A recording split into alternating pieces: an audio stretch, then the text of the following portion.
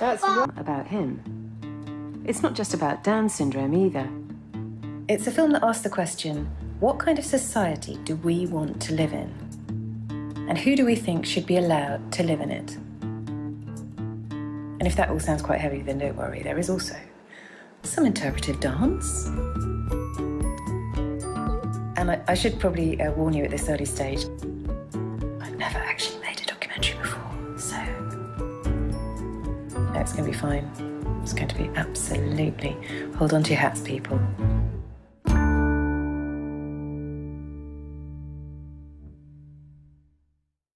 Happy birthday! Oh, Ollie! Happy birthday! This is funny. Wow! Welcome, people of Great Britain, to my life. As you can see, I have 3 very well-behaved, perfect children. They respect me deeply. They do everything that I say. No, on the page. OK, that's not quite true. And a lot of it's to do with this guy. Hey, Ollie? Yes? Come here. Yeah? You say hello? Hello.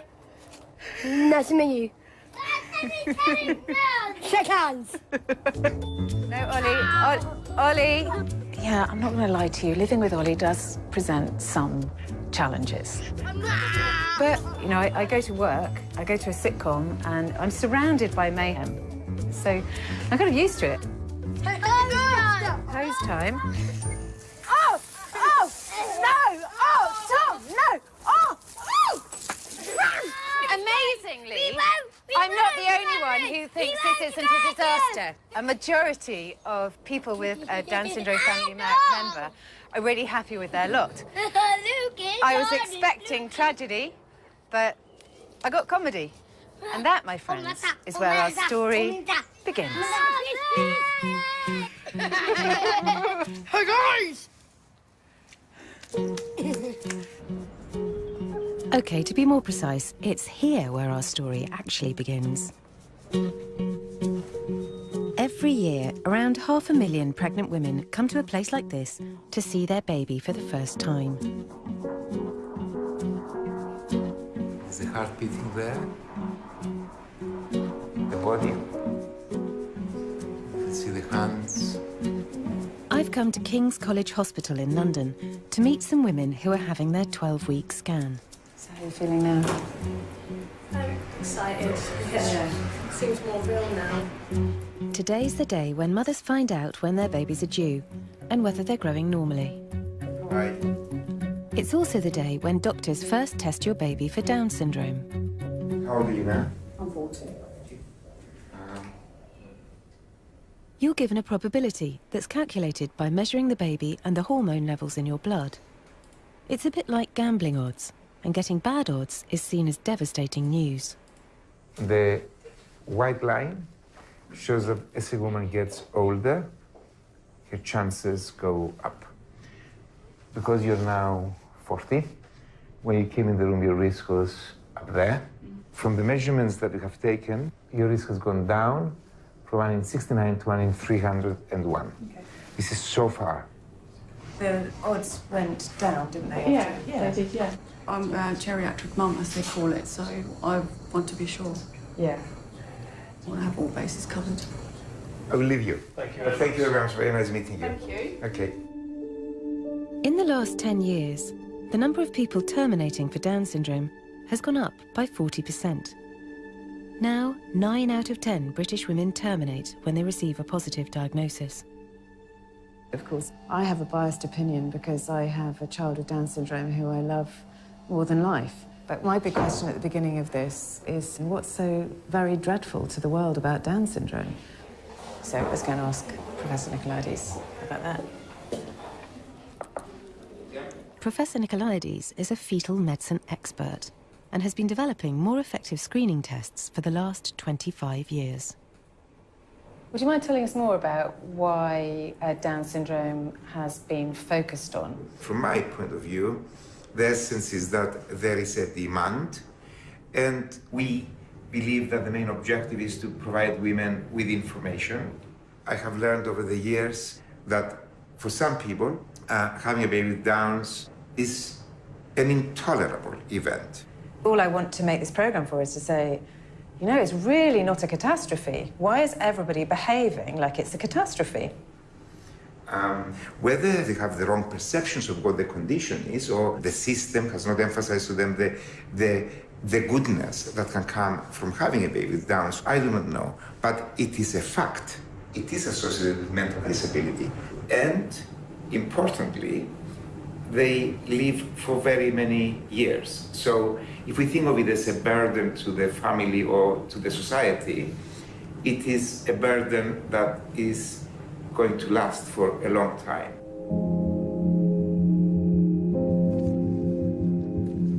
A burden that lasts for a long time. That's not exactly how I see Ollie. But legally, you can terminate a Downs pregnancy right up to birth, as Down syndrome is classed as a severe disability. And if you look at the leaflets the NHS hand out to mothers when they get the diagnosis, it does sound severe. I mean, you know, complications, heart problems, gut problems, hearing problems, vision problems, thyroid problems, dementia. I think that just makes you frightened. A medical description will only list all the possible things that could go wrong. And it's not then compared with the list of all the possible things that could go wrong with a typical person. I mean, how would you describe yourself? Are you chromosomally typical? Are you neurotypical? I'm a neurotypical person with 46 chromosomes who had childhood asthma and who has a family history of glaucoma. Does that describe me? To me, Down syndrome is much more than a list of possible health problems. But that's because I know Ollie. But what actually happens inside his cells that makes him different? In every cell, there are meant to be 23 pairs of chromosomes. But somebody who has Down syndrome has an extra copy of chromosome 21. Chromosomes contain information that makes us who we are.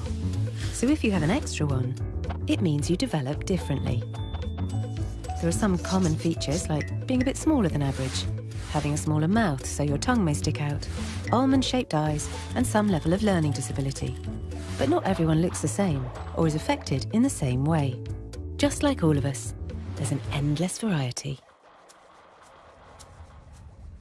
Well, not endless. There are now only 40,000 people with Down syndrome in the UK. But not everyone chooses to screen. And I'm about to meet a mum who's consciously opted out of the system.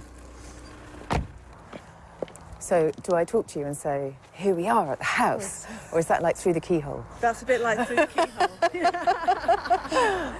just going to go off, like, Au Naturel. Au Naturel, OK.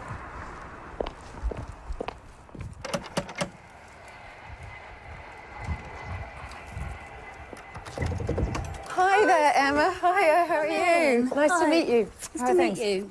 Come on through. So I can't help noticing that you're pregnant. How many weeks are you? 28 and a half weeks. 28 and a half weeks. The GP told me they'll want to screen me nice and early to make sure this baby doesn't also have it. How are you? It's different for everybody. For me, I don't feel like the screening would really tell me that much. I have experience of having a child with Down syndrome. So I did ask right at the beginning for my midwife to put on my medical records that I've declined screening and I don't want it to be discussed again.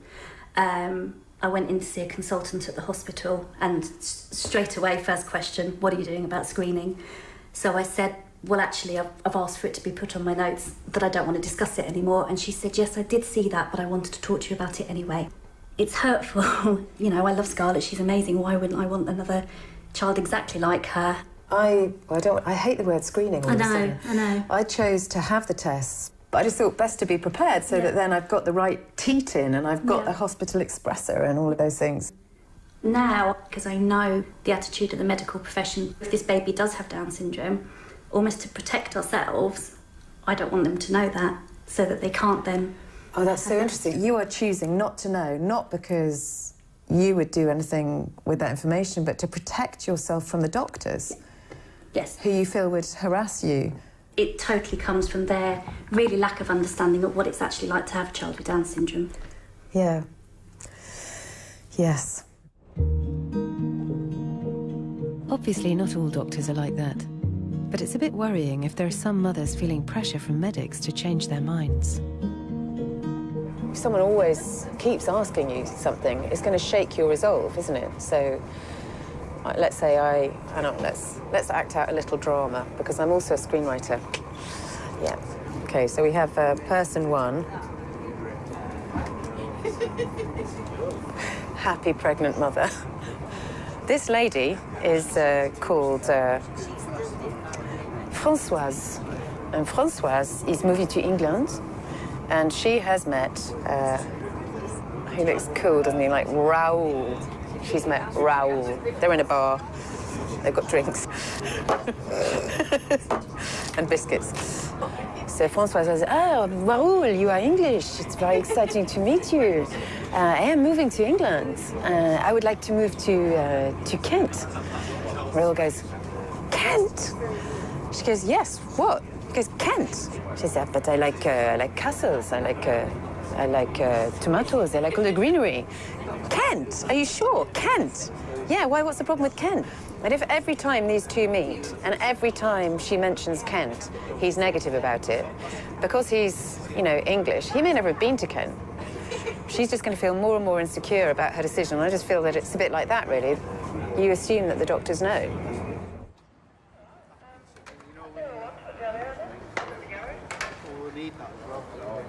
The grand irony, of course, is that all this focus on screening is happening when people with Down syndrome are achieving more than ever before.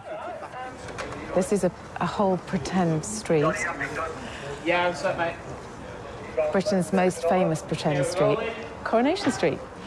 And I'm here to meet Liam Bairstow, who's an actor with Down syndrome, who's just landed a 6-month contract, and they're just filming over there, so I might be quiet. Okay, here we go then, guys. Stand by, please. And action. You're right. She's lost her mind. She's fallen for a Scotsman and she's heading for the Highlands.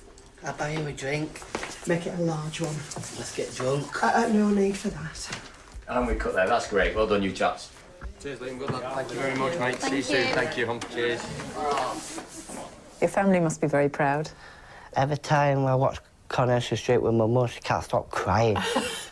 It's like every single time I'm on TV, she embarrasses me, like saying, oh, look at my baby son. I'm like, Mum, will you pack it in? Do you feel that people see your Down syndrome first, or they see you as an actor first? They see me as an actor. And how's it going? Really well. Fantastic. Do you love it? I love it here. Part of my dream is getting like an award. Yeah. And probably get a girlfriend out of it and all. Which would be decent enough. That's all I want, really. An award and a girlfriend. Yeah. That's all I want, really. Just like Leonardo DiCaprio. The opportunities that Liam now has are no accident. They've been hard won. People with Down syndrome weren't even allowed to go to school until 1970, and not allowed in mainstream school until 1981. Today, Ollie and I are meeting one of the people who helped pave the way for this to happen. We're going to meet Sue Buckley, who is... her name may not mean anything to you, but she is actually a giant in the field of Down syndrome, not just in the UK, but globally. She's done so much to change the lives of people with Down syndrome. And Ollie's not that excited currently because it's about 5 in the morning. But, well, you know, for me it's a big day. Professor Sue Buckley has been pioneering teaching methods for children with Down syndrome since the 70s. Mum, it's a fun treat. It's a fun treat, is it? Her research has led to a UK-wide network of speech and language classes being set up. Classes like the one Ollie and I are going to today. Hi there. Hello, Ollie. Nice to meet you. Hi, and lovely to meet you too. My name's Sue. Hello, Sue. So I've got one for you, one for you, one for you. Would you like one? Yes, please. Oh, there you go. What we've learned is it's a profile of strengths and weaknesses. The simple message is learning from listening is difficult. We have strengths as visual learners. And just applying that has made a big difference. Okay, let's do this, baby. Ready? Yes, go. Enemy. Elma. Elma was vanilla, at orange, at red, at pink, at purple, at blue, at green, at... According to Sue, nowadays some 80%, that's 4/5 of people with Down syndrome, could learn to read if taught in the right way. And so with the right support, the majority can go through mainstream schools, get work, and live independent, ordinary lives. So, I mean, that leads us on to the question of screening. Do you have any view on the national screening programme? We don't believe that a diagnosis of Down syndrome should be a reason for termination. Nobody's discussed it with adults with Down syndrome, many of whom can now read, understand the issues, and realise that as a group, there's a large proportion, particularly the medical community, who think their lives aren't worth living. But there was never and has never been a public ethical debate. Because I think there definitely ought to be a debate. I'm amazed to hear that 30 years ago the government just decided to introduce screening for Down syndrome with no public discussion. It was the very same time that Sue's research was making inclusion possible. Morning. How are you? Good. Nice to see you. Since then, it's become commonplace for people with Down syndrome to go to mainstream school.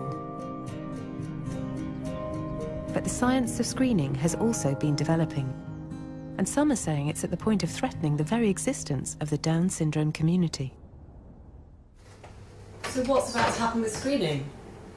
Goodness me, I'm so glad you asked, Claire.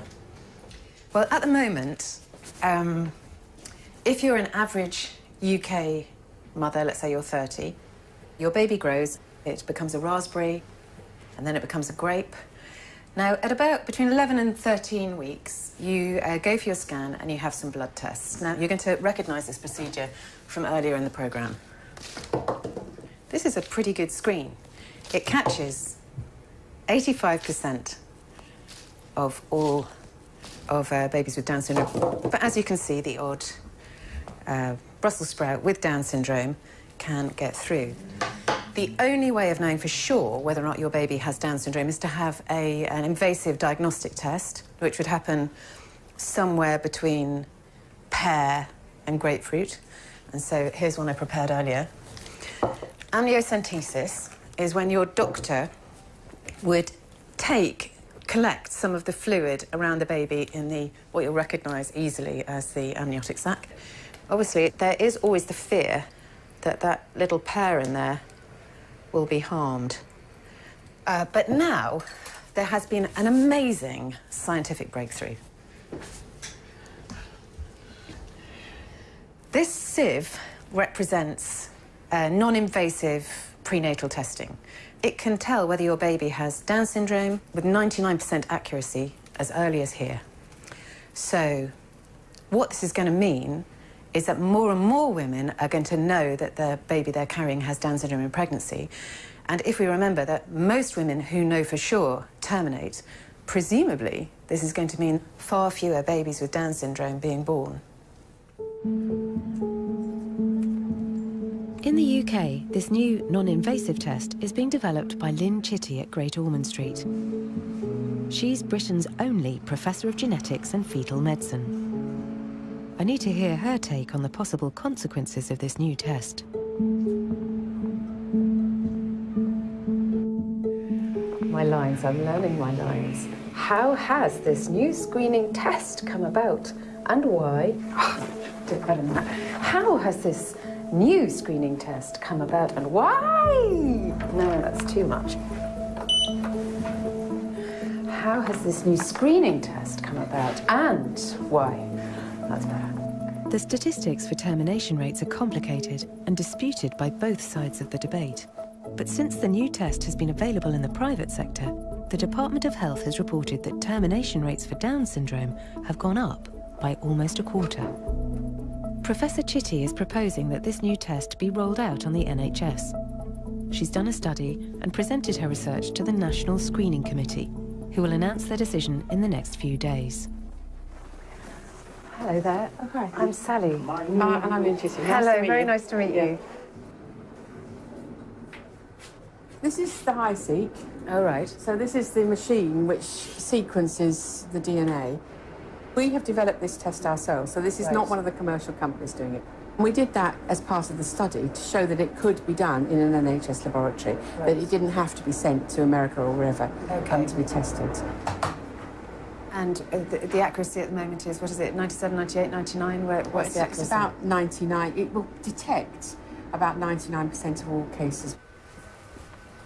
From the outside, to me, it seems like there's no distinction being made between Down syndrome and a disease. Whereas to me, Down syndrome is a type of person. So you wouldn't screen out, I don't know. Can I just stop you there? Yes. Because you just used the word screen out. I do not think that we are screening out. On the contrary, I really do not think we're going to be screening out Down syndrome. And I find it quite distressing. I mean, I had a journalist phone me up and said, you're going to annihilate Downs. Well, I don't think that's going to happen. So, well, explain to me why that isn't going to happen then, because the figures say the opposite, don't they, at the moment? So it seems that there's... Well, you see, the trouble is everybody's looking at hypothetical scenarios. Right. They're looking at what-if situations. So one of the reasons why we did our study was because we needed to stop the what-ifs and actually look at what does happen in practice when you give women the option. So we found there was a lot of women who are actually using the NIPT test to find out whether the baby's got Down syndrome, inform themselves and carry on with the pregnancy. If you look at our statistics, small numbers, it will not significantly change the live birth rate. So I don't think you can say that at the moment. I think you have to wait and see what happens. It's quite a high cost. It's not a high cost at all. We showed very clearly that you can implement this. Sorry, I wasn't meaning the financial cost. Okay. I mean, this is an experiment that may result in people choosing not to terminate and just choosing to know, or it may result in a catastrophic result on the Down syndrome population. Well, the pilot study would suggest that it's not going to result in the latter. I mean, I think, so you have, how old is your son? 11. So he's 11. How do you feel about, is he, later on in life when because he's likely to outlive you, so what does that prospect hold for you? Well, I feel that, I just feel that the answer to that is not termination.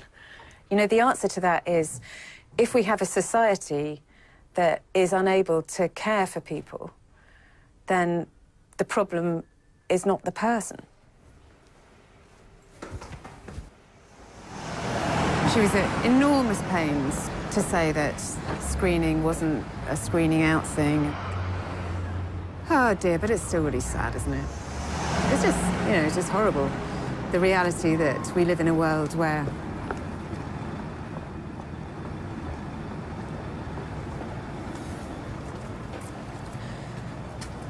I don't know, I sort of feel like people with Down syndrome are a type of person. It doesn't feel like it, it's not a disease. And the type of person that Ollie is, but not just Ollie, the type of characteristics that these people share are so benign. I feel like you read encounters of Western explorers and the dodo, where this kind, nice, curious bird comes up and then just gets wiped out. And through not being suspicious enough or violent enough. But yeah, anyway.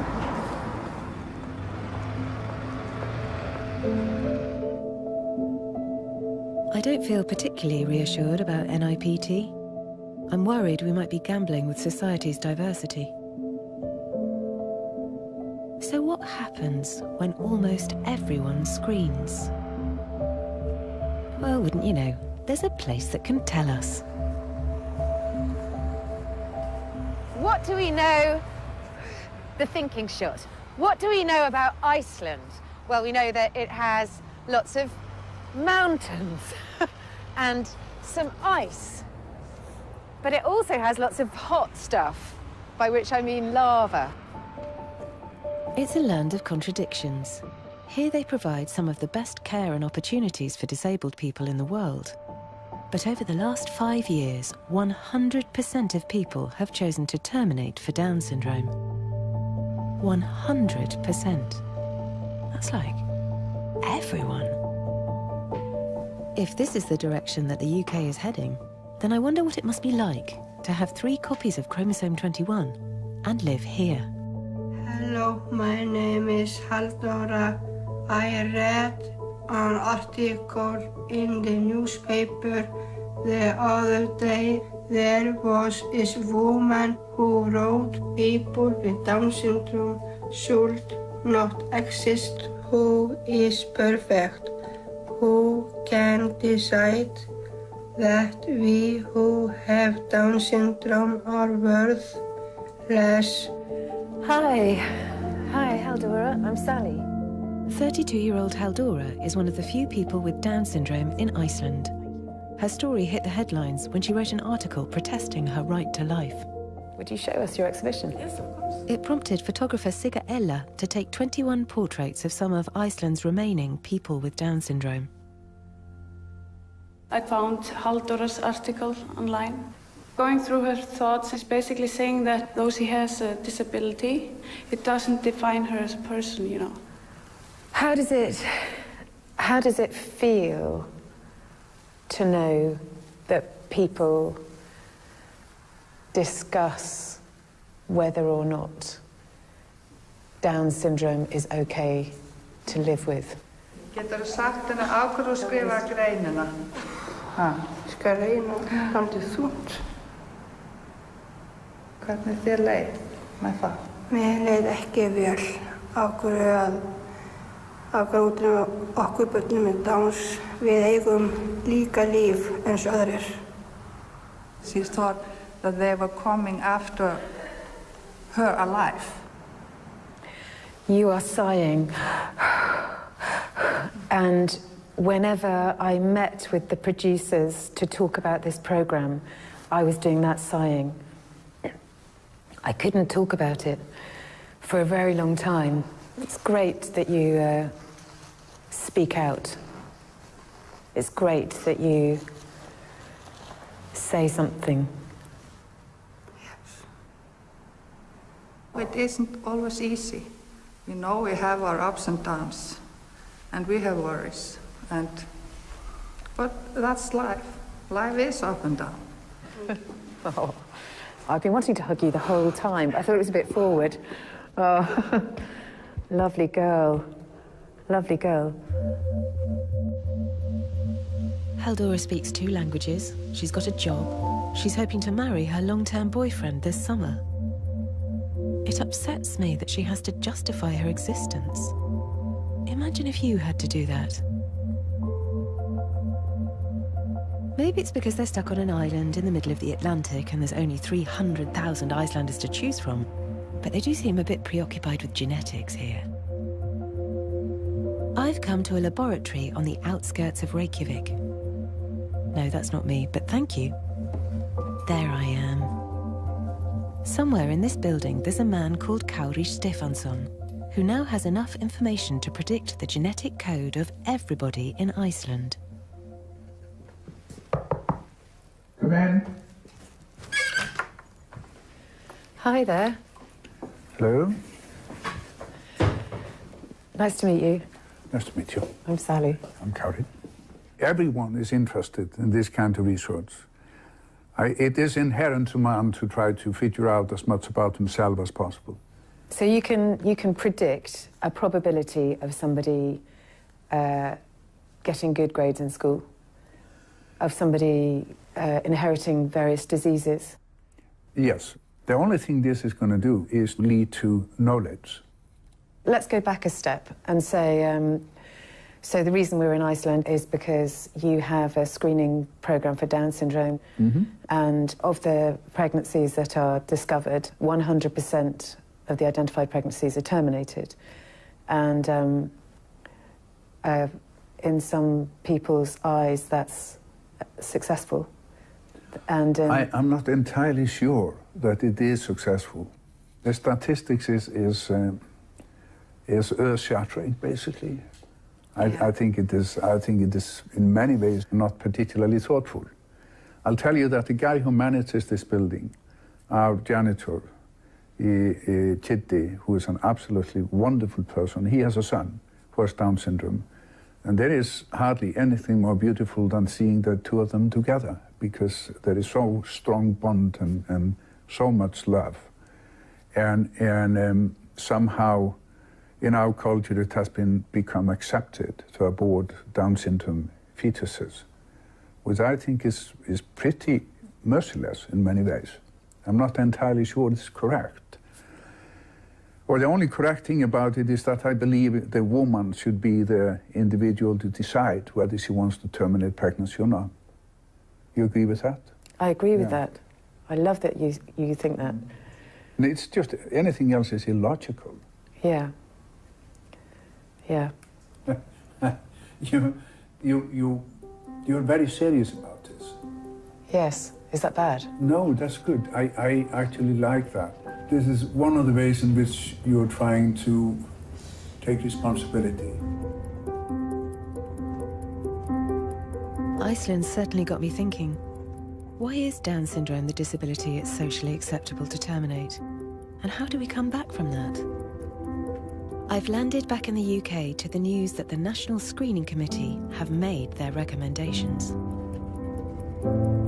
The most exciting development in pregnancy care for decades.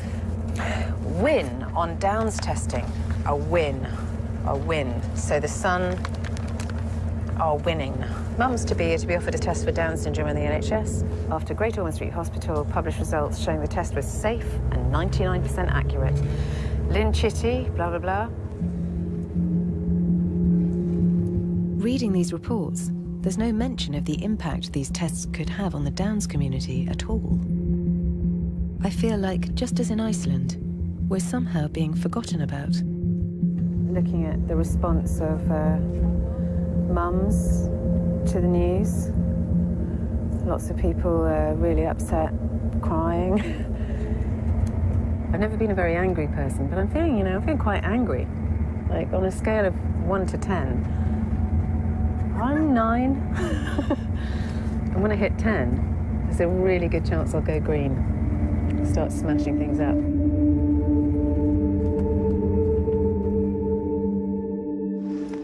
The new non-invasive prenatal test was announced to be rolled out last week, lauded by clumsy media as a great step towards eradicating this debilitating condition. We must attend, more importantly than ever, to our use of language.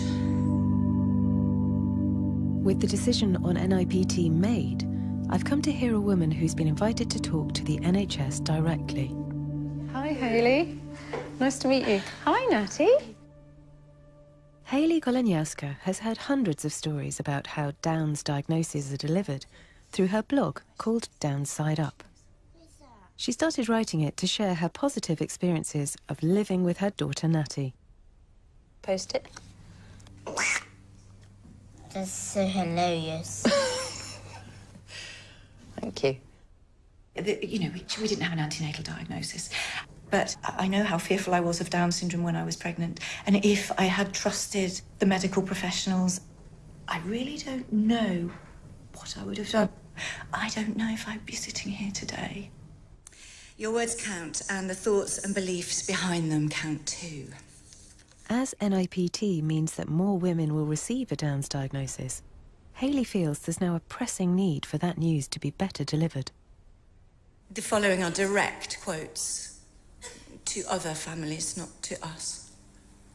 I can book you in for a termination in the morning. I can't treat you if you continue with this pregnancy. She's really cute, but you don't want another one like that, do you? Our youngest daughter, Natalia, was born on our bathroom floor. What followed is etched in my heart and frozen in time forever. The look of panic on the midwife's face. My brain dared not formulate a question because I was terrified of hearing what I thought was my worst nightmare. What I had been conditioned to fear.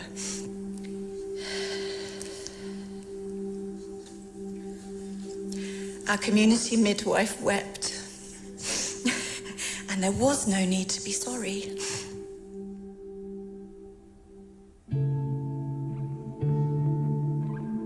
Natty was not at risk. She's not like a fire or a flood. She certainly was not a page in a medical journal. How I wish I could go back and relive that day, knowing what I now know.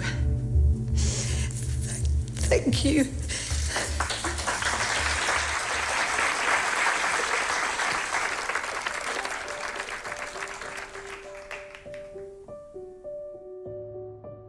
Well, that certainly had an impact. Hayley had the entire room of midwives and nurses in tears. And me. It took me back to when Ollie was born. My nurse cried too. It was very beautiful.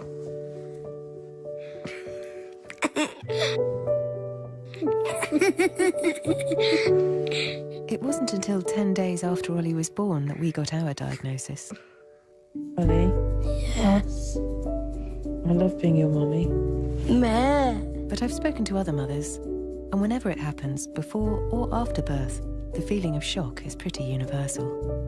What Hayley's made me realise is that it's such a sensitive time too. How that news is delivered to you, and crucially what information is given, must have a bearing on what women decide to do next.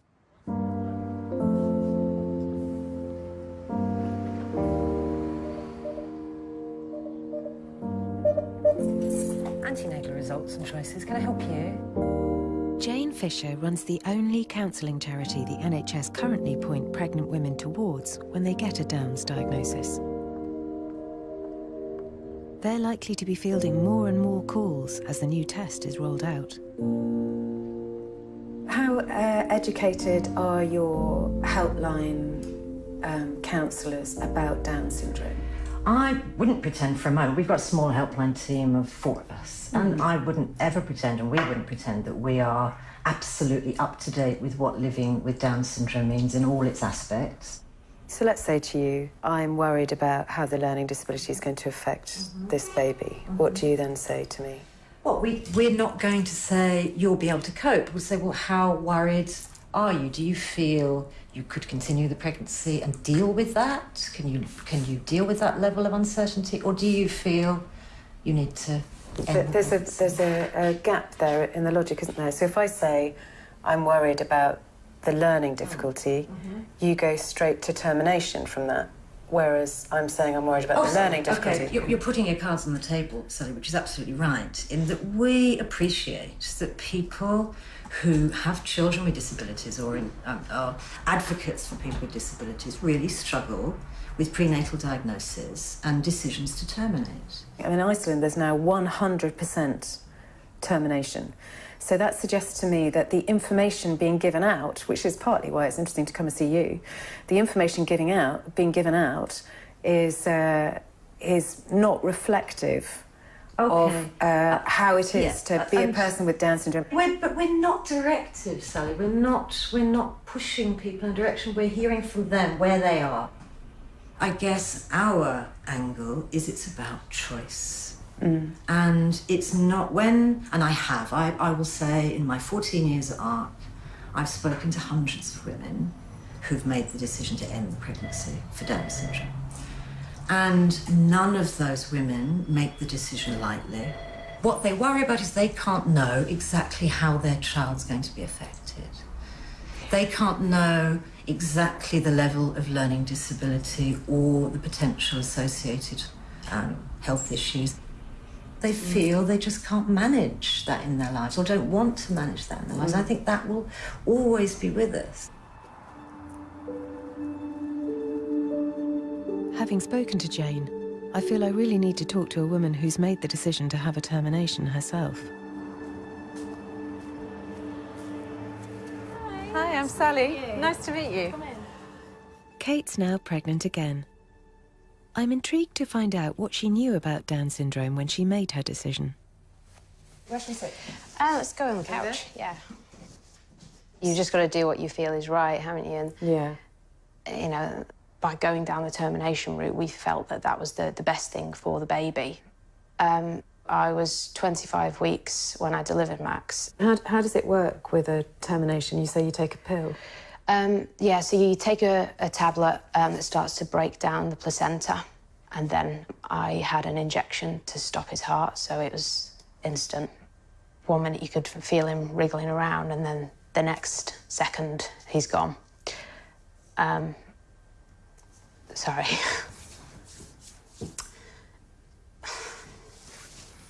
Got me too. Got me too. It's not an easy subject to discuss, goodness me. You're incredibly brave to discuss it. Do you feel that you had an informed choice about this? You had as much information as you needed? Yeah, rather than the clinical research and a doctor saying this is what it'll look like. What I was more interested in was family stories, so we looked at clips on YouTube and read news articles and things like that. There were blogs by mums and stuff. So you kind of see some of the difficulties that people are going through. There was one woman that her 5-year-old's still not walking, and he's very heavy, and she's having to deal with him having fits everywhere, If my child was affected as much as he was, I would feel really guilty about that, having been given the choice. There were only a very few kind of stories at that level. There's loads of positive stuff out there, and it was the positive stuff that kind of really threw me.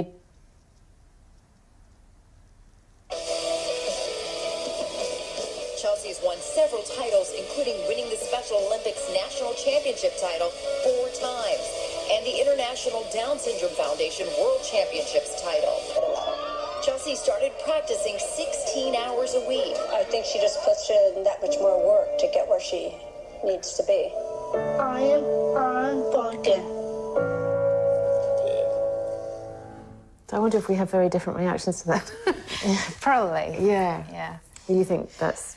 See, it's very inspirational, and she should be, so proud of herself. She's worked so hard to get there, but it was that kind of made me realise how much harder they have to work to kind of reach their goals. That's not what I want for my son. Even the best-case scenario isn't potentially what I want for my son. And, I don't... Do you mind if I ask you the really difficult question? Go on. So you think her life would have been better not happening? No, not at all. I believe it's every parent's choice to decide what's right for their child. I don't believe it's wrong to bring Down syndrome children into the world. She's got a great quality of life. She's loving life. She's at the top of her game. No, I don't believe that's wrong at all. It's just not what I would want for my child. She's a reasonable woman, and she's right. She's right that the choice is hers. She's right that the choice is hers. She's right that opportunities for people with Down syndrome are limited. She's right that bringing up a child with Down syndrome requires more effort and more engagement. But I think she's wrong that an increase in choice means greater happiness, because I don't think it does. And I think if you want a happy child, you can guarantee you're having a child that's predisposed to happiness. So anyway, that was what I'm saying to you, Claire, is that I found that much harder than I was anticipating. And yeah, I'd like to go home now.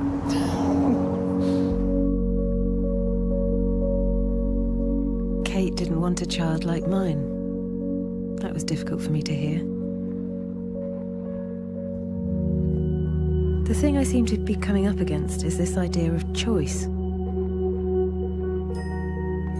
I chose to screen with all 3 of my children. With Ollie, I was given a 1 in 10,000 chance of him having Downs. But back then, if you'd asked me whether I could cope with a child with a disability, I'm not sure whether I would have said yes. Now I'd say that having him in my life has changed me and my family for the better. And that makes me question whether choice is always the wonderful thing it's cracked up to be.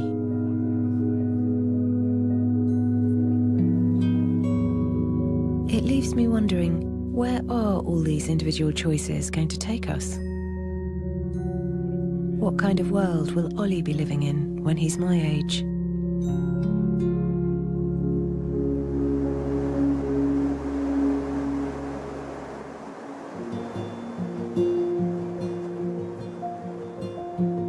From what I understand, the new Downs test, NIPT, is just one small corner in a huge new field of genetics. So to find out where exactly the science of screening is up to, I've come to the world's biotech hub, California. The double helix. They really love DNA here. Just as in Iceland, it turns out things here are moving much faster than I realized. Come and have a look at what it's called. It can happen now to you, to you. That could not be more appropriate. Because here, in what I thought was the future, but is apparently the present, we can screen for tons of other things already. So what's happening to the Down syndrome community could happen to you if you have a history of Alzheimer's in your family, if you have a history of depression in your family, if you have a history of obesity or diabetes in your family. It won't be long before we'll be able to prenatally screen out people like you. And me. Both of us. I'm going to meet a scientist called Razib Khan. He's the first person in the world to sequence an unborn child's DNA. Yep. Smooth operator. Don't worry, it was his son's. Hey there, Razib. How are you doing? I'm Sally. Nice to meet you. Nice to meet you too. With his unborn child's complete genetic code to hand, Razib was able to screen not only for Down syndrome, but for anything he liked. Yeah, it was like Tell me what controversial. happened. Tell me what happened. Did you get hauled in? No, but there was like a big controversy, like in the media, the university, and a lot of people. I mean, I'll give you like. But you must have known that was going to happen, right? No, we weren't totally sure. I mean, you have to understand. I know for a fact that within 10 years, most people are going to be doing this. So it might be scary right now, but this is just the future. I just brought it forward into your face a little. I mean, this is like a really extreme version of not being able to wait till Christmas, right? Yes, and speak of the devil. Hello. Hello. Wow, how nice to meet you. Yeah. He's absolutely gorgeous. Congratulations, you're gorgeous. It's in the genetics. So what kind of child were you hoping for? What was the your one I got. But what was your win child? What was your... Healthy. Healthy. Yeah. How low down the scale do we go before it becomes I mean, if they had like a mental or developmental disabilities that was severe. I mean, what this about is like, schizophrenia, something like that, or autism? I mean, it depends on the severity of these issues. I Can don't you tell? You can't tell that. Not right now. Let's say you had discovered Huntington's. Yeah. Presumably, you had this information early. Like, we what would stage terminate of the it.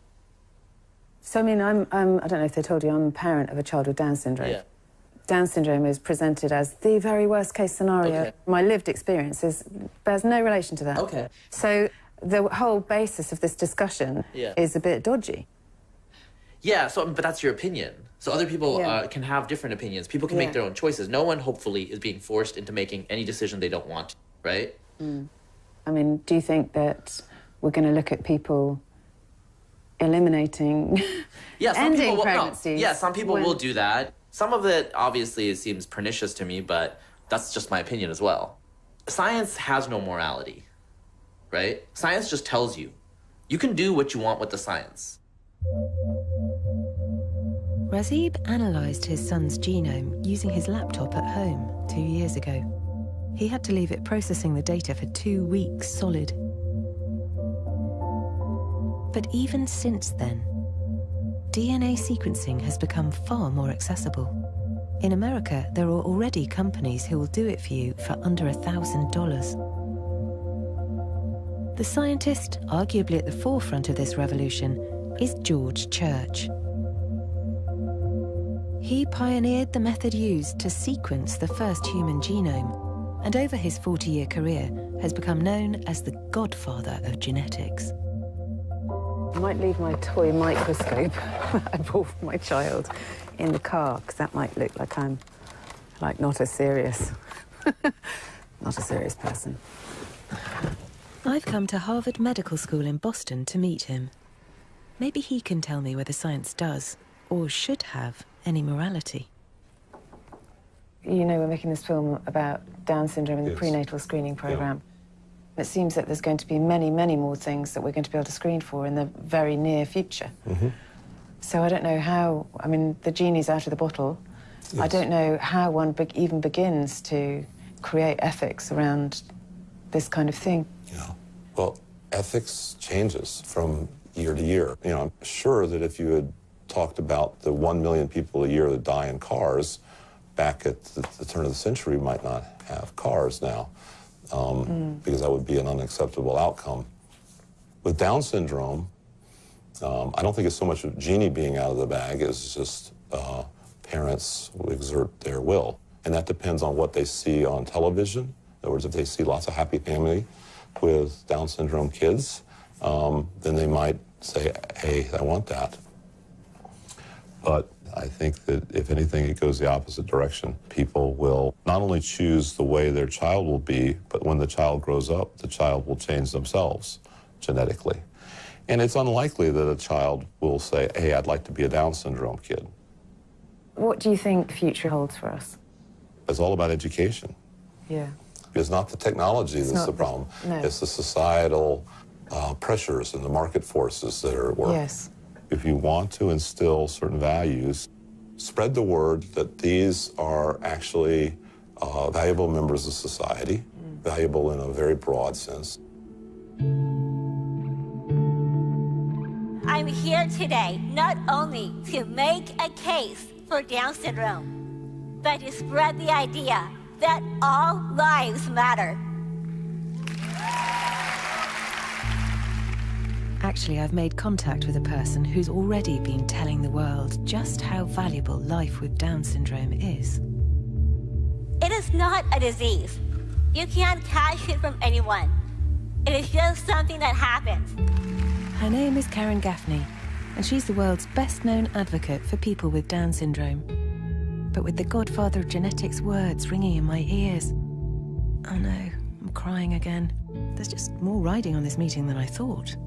It feels that, like, even if this particular encounter isn't life and death is hanging around in the air. You know, that maybe there'll be someone who watches this program who decides to have a baby they wouldn't otherwise have had, or maybe there'll be someone who watches this program who might have had the baby and decides they won't. It all just... I've got an overactive imagination, basically. Karen and her mum Barbara have agreed to meet me before I leave Boston. Hi. Sorry, I'm staring out the window. Hi there. Hi. Nice to meet you. I'm Sally. Hi, Sally. I'm Barb. Hi, Barb. Hi there. How are you, Karen? How's your son Ollie doing? Oh, thank you. He's doing all right. You've swum the channel. Yes, I have. That must have been horrible. Yes, yeah. And have you had good response from that TED Talk? I have, yeah. Yeah. I mean, I can't see how anyone could watch it and keep very bigoted ideas of Down syndrome. You had done such an amazing job. I think she was able to change minds. Change minds and change hearts and just at least get people to question. Yeah. When did you realise you had Down syndrome? Do you remember what age you were, or...? I think I was between 6 and 7 years old when my mom told me I had Down syndrome. Yeah. And how it just takes me longer to learn things than it does other people. Because I wasn't quite sure whether to tell Ollie or not, or whether to tell his brothers. And I started off thinking, well, I just want it to be normal, so we'll tell them. And then my husband said recently to the youngest, who's 4, he said, Ollie just finds it difficult to understand sometimes, and he gets angry. And the little one said, like you, Dad. That's great. And it's like, yeah, you know, we all find it difficult to understand sometimes, and we all get angry sometimes. And this is what humanity is all about. Yeah. They're blended into the fabric. Yes. They're all part of the fabric of humanity, not separate. And I think that's what we need to see.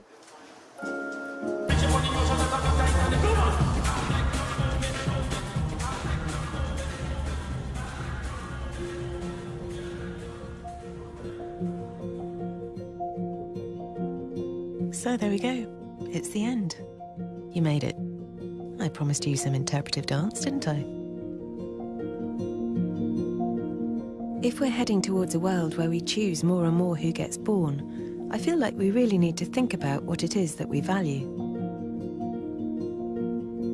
And as our powers of choice get greater and greater, who are those people that society might leave behind? There's great value in things not being perfect. There's a crack in everything, that's how the light gets in. And the imperfections are where humanity is most visible.